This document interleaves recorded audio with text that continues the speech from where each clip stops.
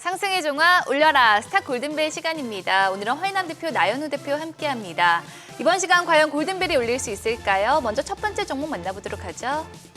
바로 신라젠입니다.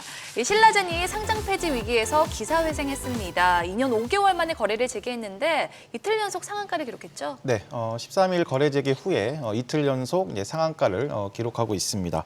13일 시초가를 거래 정지 전 종가 대비 30% 개파락 출발을 했었는데 이틀 연속 좀 좋은 흐름을 보이고 있고 12일 코스닥 시장위원회에서 신라젠에 대한 상장 적격성 심의가 있었습니다. 개선 기간 동안에 신규 파이프라인 도입 등 좀 거래소에서 요구하고 있는 개선 조건을 충족했다는 평가로 좀 상장 유지 결정이 내려지면서 반등 흐름을 보여주고 있습니다. 네, 극적으로 살아 돌아온 신라젠, 앞으로 주가도 극적 반전을 펼칠 수 있을까요? 여기서 두 분의 투자 의견 확인해 보도록 하죠. 올려라 골든벨. 아쉽게도 골든벨은 울리지가 않았습니다. 두 분의 의견이 엇갈렸는데요. 먼저 나연우 대표님은 상승 제한적이라고 보시는 것 같네요. 네, 추가 상승은 제한적이다 이렇게 보여집니다. 자, 그 이유는 지금 이 거래일 연속 상한가를 뽑은 상황이고 우선 투자자들 심리 속에서 약간 부정적인 심리가 존재합니다. 먼저 2년 5개월 전에 경영진의 좀 좋지 않은 행동과 그 임상 실패로 인해서 한번 이미 신뢰가 깨진 상황이고 최근에 그 거래 전날만 해도 신라젠을 던져야 되냐 말아야 되냐 이런 말들이 많았었죠. 여기서도 불확실성이 투자자들 심리 속에 있다고 볼 수 있겠습니다. 그리고 임상 실험이라는 게 굉장한 긴 시간과 자금이 들어가는데 신라젠의 경우는 팩사백을 중심으로 주요 파이프라인으로 해서 신약 개발을 하는 회사입니다. 근데 이 단기간에 가시적인 성과가 나오지 않는 한 추가적인 상승은 약간 제한적이지 않나 이렇게 보여집니다. 네, 반면 허인남 대표님은 긍정적으로 보시네요. 네, 최소한의 좀 기술적인 반등 구간은 조금 더 열려 있다고 보고 있습니다. 앞서 말씀드린 대로 실질적인 개선 노력을 했다는 평가인데 단일 파이프라인을 탈피했고 그리고 또 유상증자를 통해서 연구 자금을 확보했다는 면이 또 긍정적입니다. 말씀하신 것처럼 좀 기업 경영진에서의 어떤 질적 행보에 따라서 주가의 흐름이 결정되겠습니다. 으나 기술적으로 거래 재개에 따른 반등 구간은 조금 더 열려 있다고 보여집니다. 네, 신라젠의 거래 재개로 바이오 업종 전반에도 훈풍을 기대했지만 종목별로 희비는 엇갈리고 있습니다. 지금 바이오주에 투자를 한다면 대형 바이오주 대 중소형 바이오주 어느 쪽에 투자 매력이 더 높을까요? 여기서 두 분의 의견 확인해 보도록 하죠. 네, 허인남 대표님은 중소형 그리고 나연우 대표님은 대형 바이오주라고 말씀해 주셨는데 먼저 이유 들어볼게요. 네, 저는 대형 바이오주를 선택했는데요. 네. 먼저 그 이유는 대형 바이오주는 자체 생산이란지 위탁 생산, 그러니까 신약 개발 외에도 이런 부가적인 매출, 실질적인 매출이 발생되고 있습니다. 근데 중소형주의 경우에는 이런 다른 실질적인 매출보다는 이렇게 임상 실험이라든지 이런 신약 개발에 집중을 하는 모습을 볼 수 있는데요. 이번 파이프라인 여러분들 많이 보셨을 겁니다. 파이프라인이 실패했을 경우 많은 주가 하락이 나오기 때문에 위험성이 존재하고요. 따라서 실질적으로 캐시카우가 되는 실적이 받쳐주는 대형주를 고르겠습니다. 네, 허 대표님은 중소형 바이오주요? 네, 현재 그 글로벌 증시가 물가와 침체, P와 Q 문제에 대한 공방도 치열하고 또 지정학적 리스크, 또 미중 갈등까지 좀 최악의 구간이라고 할 수 있을 정도로 좀 안 좋습니다. 따라서 그 중에서도 제약 바이오 섹터가 낙폭이 과대하기 때문에 좀 성장성만 믿고 좀 중대형 제약 바이오를 접근하기에는 좀 부담스러운 구간입니다. 오히려 좀 탄력성이 있는 좀 중소형 종목들을 매수가를 짧게 잡고 단기 매매에 집중하는 전략이 필요하겠습니다. 네, 참고하시기 바라고요. 그렇다면 이번에는 골든벨이 울릴 수 있을까요? 두 번째 종목 만나보죠. 바로 SK 하이닉스입니다. 이번 주 SK 하이닉스는 실적 우려 속에서도 반등세를 펼쳤는데 그 이유는 뭐라고 볼 수가 있을까요?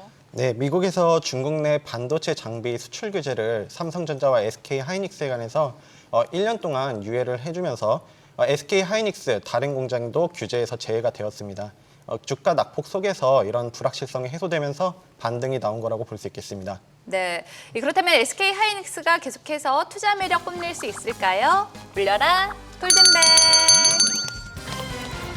이번에도 골든벨이 울리지가 않았습니다. 여기서 두 분의 의견이 또 엇갈렸는데요. 허인남 대표님은 대표님은 추가 상승 의견 주셨네요. 네, 말씀하신 것처럼 이제 지난주에는 미국의 대중국 반도체 수출 규제로 인해서 좀 하락했으나 유예로 인해서 다시 좀 자리를 찾아가는 모습입니다.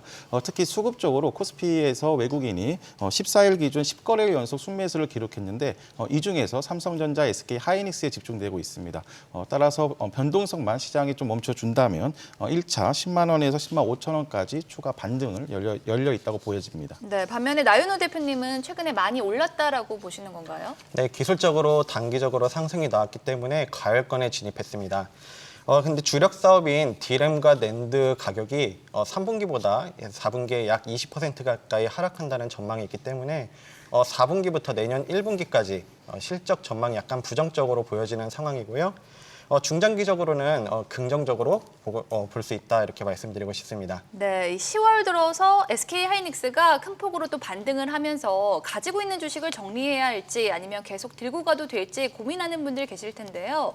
보유한 분들을 위한 전략도 좀 세워주시죠. 네, 우선 매수가 주변까지 오신 분들은 일부 비중 축소도 이제 충분히 가능하겠지만 대부분 아직은 이제 손실 구간에 있으신 분들일 겁니다. 지금 최근 2주 정도의 시장 급락은 이제 영국 파운드와 폭락이라든가 또 지정학적 리스크 부분이 상당히 강하게 작용했던 시장 구간이기 때문에 조금 더 기술적 반등을 보셔도 되겠습니다. 네, 최근에 삼성전자 또 SK 하이닉스 이 반도체 대장주의 반등에 동생들이죠. 이 중소형 반도체 부품주들도 상대적으로 견조한 흐름을 보여줬는데 관련해서 가장 눈여겨볼 반도체 관련주가 있다면 어떤 게 있을까요? 네, 저는 SNS텍 준비했는데요. 극자외선용 펠리클과 블랭크 마스크를 개발하는 업체입니다. 삼성전자에서 지분 8%를 보유하고 있고요. ASML, 네덜란드 소재의 반도체 기업인데요. 노광장비 세계 1위 기업입니다. 실제로 이 기업과 협력을 하고 있고 내년에 실질적으로 양산 계획까지 갖고 있습니다. 2분기 영업이익이 36억으로 YOY 대비 27% 상승한 상황인데요. 앞으로의 이렇게 실적 개선도 전망이 되고 있기 때문에 주가도 긍정적으로 볼 수 있겠습니다. 네, 그렇다면 이번에도 골든벨이 울릴 수 있을까요? 마지막으로 만나볼 핫 종목은 바로 SCI 평가 정보입니다. 최근 시장의 하락과 다르게 또 SCI 평가 정보는 강세를 보여줬죠. 네, 연준의 고강도 긴축 행보에 좀 테마성으로 움직이고 있습니다. 기준금리가 이제 인상되게 되면 이제 대출금리가 상승하게 되고 또 이에 따라 자연스럽게 부실 채권 증가에 따라서 채권 출시업 활성화 이런 것들 기대감으로 움직여주고 있습니다. 좀 더 기본적으로 전체 증시와 반대로 움직이면서 좀 테마성 움직임을 보여주고 있습니다. 네, 금리 인상 수혜주 SCI 평가 정보가 계속해서 상승 랠리를 이어갈 수 있을지 두 분의 의견 확인해 보도록 하죠. 울려라 골든벨. 아쉽게도 오늘은 골든벨이 울리지 않았습니다. 두 분 모두 부정적인 의견을 주셨는데 이유 들어볼게요. 네, 이미 금리 인상 수혜로 인해서 단기적으로 주가 상승이 나온 상황입니다. 금리 인상은 이미 시장에 선 반영되어 있는데요. 미국 연준이 금리 인상한다는 거 다 알고 있죠. 우리나라도 따라서 그 금리 인상한다는 거 다 알고 있습니다. 빼따꼼플리로 볼 수 있겠는데요. 한국은행 이게 바로 재료소별로 볼 수가 있는 게 수혜주로 가장 주목을 받았던 푸른 저축은행을 볼 수 있겠습니다. 한국은행에서 빅스텝을 결정이 났을 때 푸른 저축은행의 주가 하락이 나왔었죠. 이 점을 봤을 때 이미 다 시장에 알려져 있는 선 반영되어 있기 때문에 추가적인 주가 상승은 약간 어렵다 이렇게 보여집니다. 네. 지금까지 한 주간 시장을 뜨겁게 달군 핫 종목 만나봤는데요. 두 분의 의견은 참고 자료일 뿐 투자의 판단과 책임은 투자자 본인에게 있다는 점 말씀드리고요.